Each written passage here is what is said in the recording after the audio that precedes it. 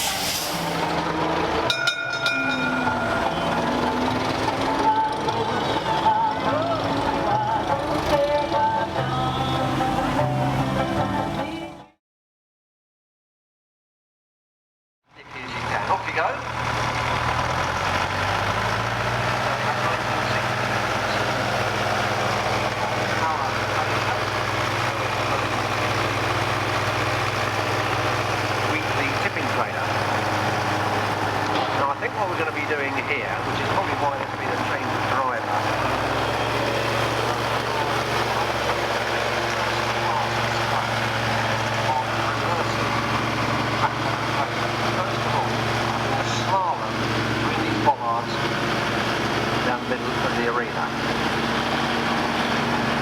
And if he gets this right, this is quite remarkable, because this is not easy to do. I tow a caravan, I invariably mess it up when I'm trying to reverse into position, but I think this gentleman knows what he's doing. So he's done the slalom absolutely superbly, goes into the first parking bay, into forward gear, and he's going to go into the second parking bay. Is he going to reverse in? No, he's going in forwards into the second parking bay, presumably to make ready to then reverse back around the slalom. Like everything in life, practice makes perfect.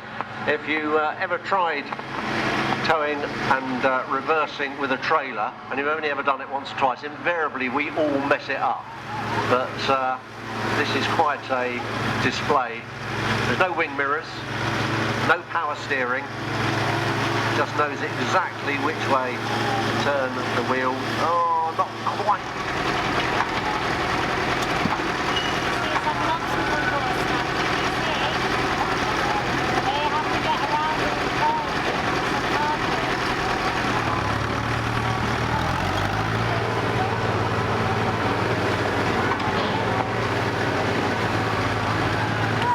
Making the other reverse movement between the last part of the slalom, and then going to reverse round a very, very sharp turn, reverse round into the final part.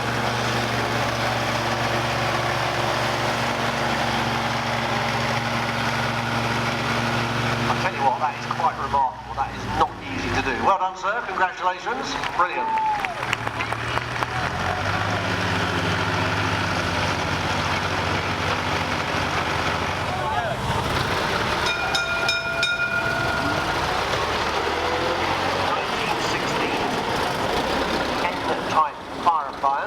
Originally supplied new to the London Fire Brigade in the Docklands in 1916, saw service during the First World War.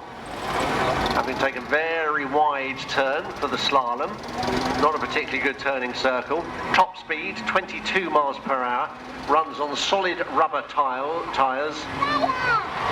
Now, believe it or not, the fire crew, there is room on the back of the fire engine for 12 crew. The steering wheel. No wing mirrors worth talking about. Very heavy to turn it, particularly on this slightly soft grassy field.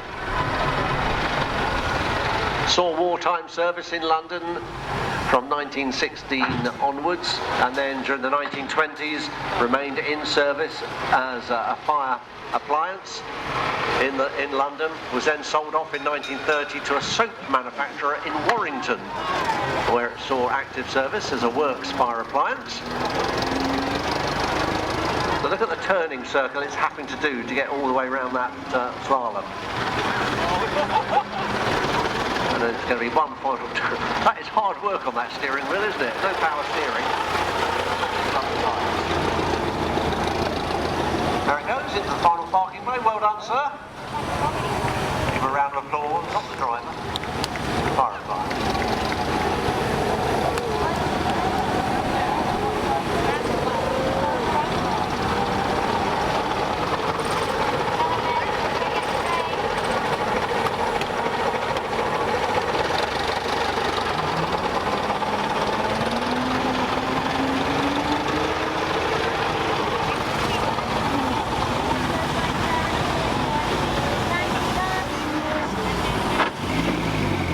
Ceases to amaze me that the owners and drivers of these beautiful vehicles are prepared to sort of fling them around a show arena and not just preserve them in aspect. But actually these vehicles were made simply because at the time there was too much traffic on the road, in her opinion. But lovely to see it here at Hainstead this weekend, making very short work of that. Again, giving it well done, sir. Done by the Wheatman Bataclan from Cambridgeshire. Another vehicle from 1926 is about to undertake the challenge. So we'll just let the 10x6 saloon car make its way out. And next in we have a 1-ton truck. Off you go.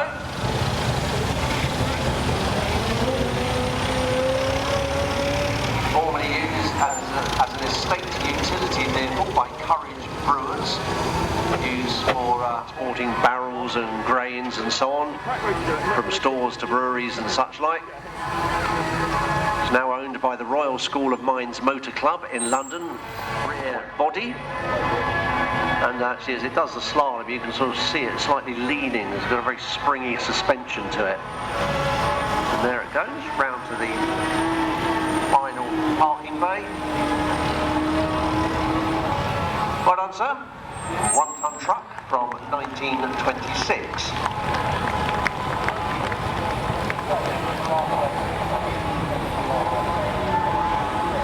So far we've had the 1-ton truck, the 1926 vintage Singer car, we've had the tractor and trailer, we've had a vintage fire engine, we now have a vintage steam vehicle.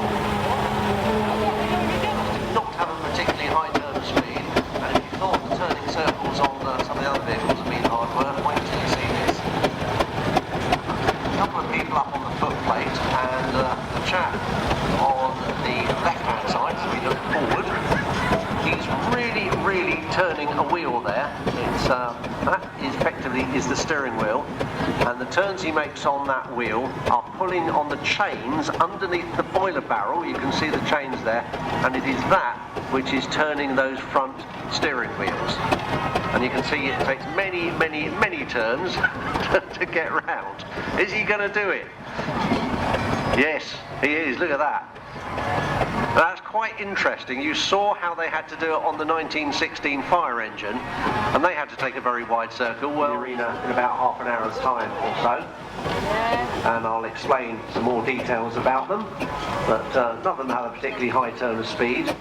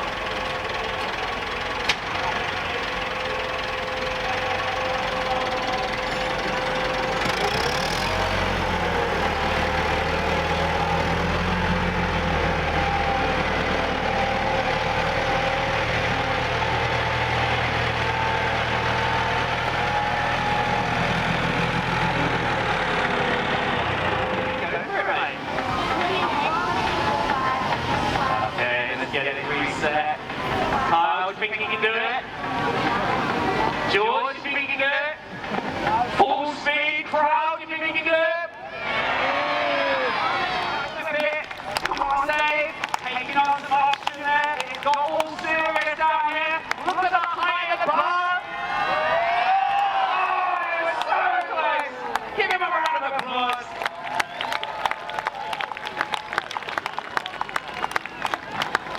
Did you reach the small print? 2 failures and you're fired. Okay, we'll clear this out of the way. 5, 4, 3, 2, 1. Let's take it away. Crowd, come on, let's hear it. 1, 2, 3 guys in the back list there. Give them a round of applause. Beautiful staff of the Isle of Wight Steam Railway and kindly sponsored by Wight Link Isle of Wight Ferries.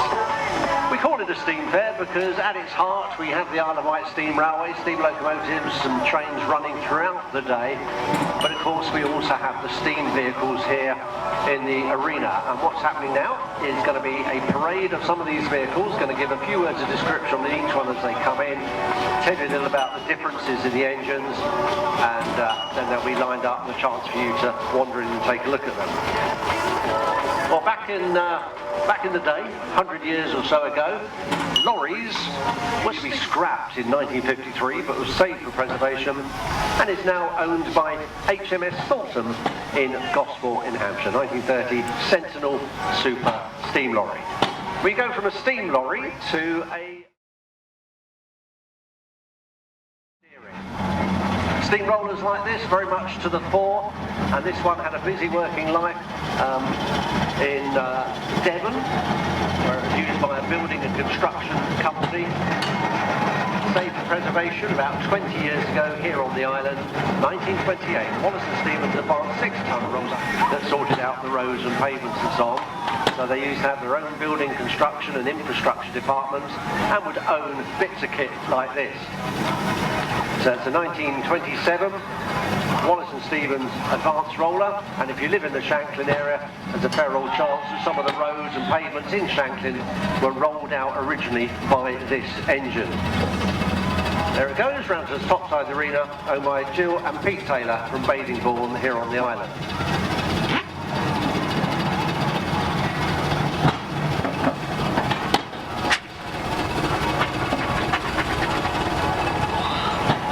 Wagon, which originally spent its working life as a tar tanker. So you can see it's got a tanker body on the back, currently displaying New Forest cider, but originally would have been full of hot tar for road making purposes. In the early days of preservation, the tar tank was removed and a different sort of tanker body was Derbyshire County Council right up until 1960. So of steam vehicles, when steam vehicles were very much to the fore from late Victorian times up until roughly the Second World War, things like steam wagons, steam lorries, ploughing engines and agricultural engines largely disappeared to be replaced by diesel-hauled vehicles.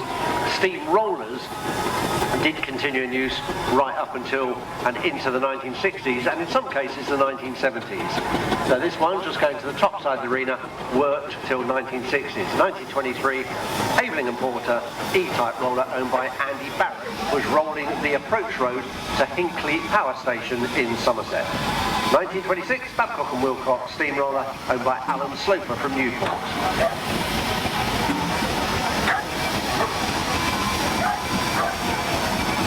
Go back to the First World War for this next vehicle.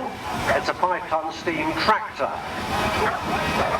Now earlier on we had agricultural tractors in the arena, and often when people use the term tractor, you immediately think of a farm tractor. Well, the term tractor, a tractor or a tractor unit, simply means a vehicle to pull things, the tractive effort.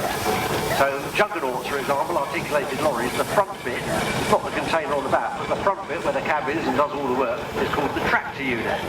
And a vehicle such as this was effectively the tractor unit for hauling goods and services. Would have had have 1, 2 or 3 trailers on the back and could have hauled everything from logs to reels of paper to concrete blocks to building materials to furniture, whatever it may be. So it's a 1950 Roby 5-ton steam tractor. In fact, many of these are also used by the military for hauling heavy armaments and so on. This is now owned by Brian Knight and Kevin Mills from Stamford in Lincolnshire.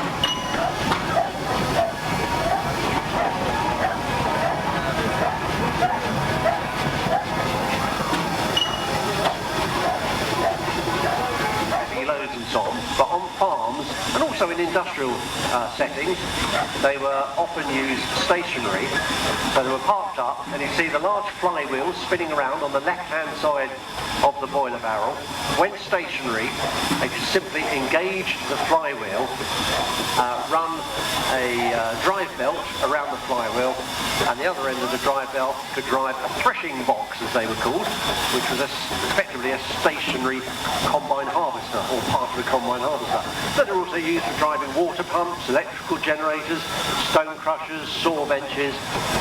So these vehicles were effectively multi-purpose, heavy haulage, but when stationary could be used to drive a variety of different bits of machinery. 1903 Wallace & Stevens General Purpose Agricultural Engine.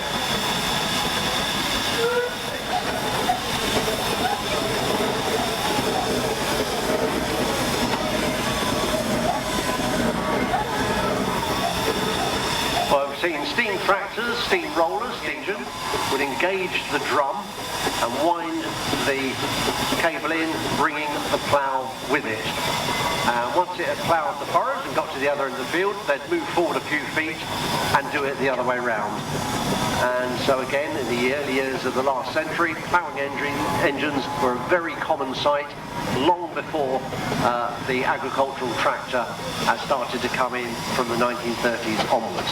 That's a 1914 Fowler ploughing engine owned by Chris Griffiths from Tring. A variety of owners around the southeast of England, generally being hired out to various companies, various construction companies and infrastructure companies and councils and so on, so they could use it for the purposes they required.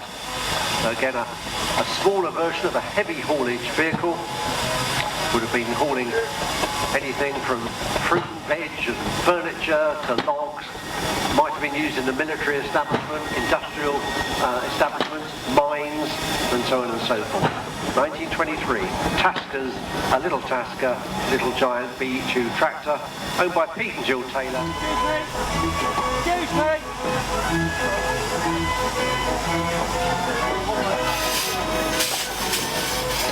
One of the things probably not widely recognised by most people, no reason why you shouldn't know this sort of thing if you're not into steam, is steam vehicles, which was still being built right up until the Second World War. In fact, during the Second World War, a lot of steam engines were in use, particularly in industrial areas and armaments factories. Not so much on the battlefield. It was the First World War where a lot of steam engines, as well as horses, were used for hauling armaments around. But well, steam vehicles come in all shapes and sizes, and a lot of engineers who, or people who have engineering as a hobby. Obviously there's a lot of engineers who still like to do engineering in their spare time. There's a lot of people who work in all sorts of different type wagon. It's a half-size model. And one thing you'll notice with these miniatures is the power of steam. There's 3 people up there on the back of the engine, and no problem at all. Everything is scaled down exactly. There is a fire burning in the firebox. There's high pressure steam, boiling water and high pressure steam in the boiler, and himself from a set of new castings. He carried out all the machining and fabrication. And once again, everything simply scaled down. The only difference is, of course, unlike the full-size versions where the driver and steersman actually stand on the footplate at the back, not room on a scaled-down version, so they attach the seating. Finished in 2017, a Burrell agricultural tractor. Based on a Burrell double compound road locomotive, just coming up in front of the commentary position. Here it comes, beautiful condition. Once again, everything's scaled down, and nice powerful engine as it makes its way up the slight incline up to the top side of the arena.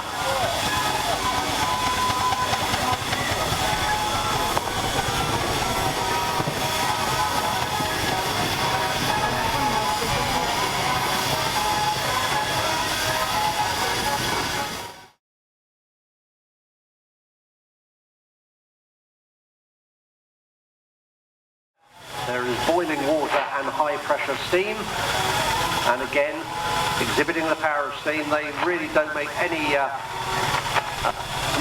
no problems in hauling loads, and some of these little engines do actually get used by their owners for hauling loads around the gardens and so on at home. But looks absolutely tiny, but making very light work of taking its passengers around the top side. West Sussex, and has the addition of a working crane, although it's usually seen without the jib. Undergoing some minor improvements by its present owner, who is Len Pullinger, who's at the controls. Len is a very long-standing volunteer and in fact staff member here at the Isle of Wight Steam Railway. Retired recently. He used to run our workshops here at Hayden Street, and what Len doesn't know about steam engineering and boiler smithing isn't worth knowing. And he's now the proud owner of, he's gone from 40 railway locomotives in the arena. Let's have a whistle up, please, from each of the engines, if any of the engine owners are listening to me, which is pretty unlikely. Whistle up, please, from the engine owners and drivers.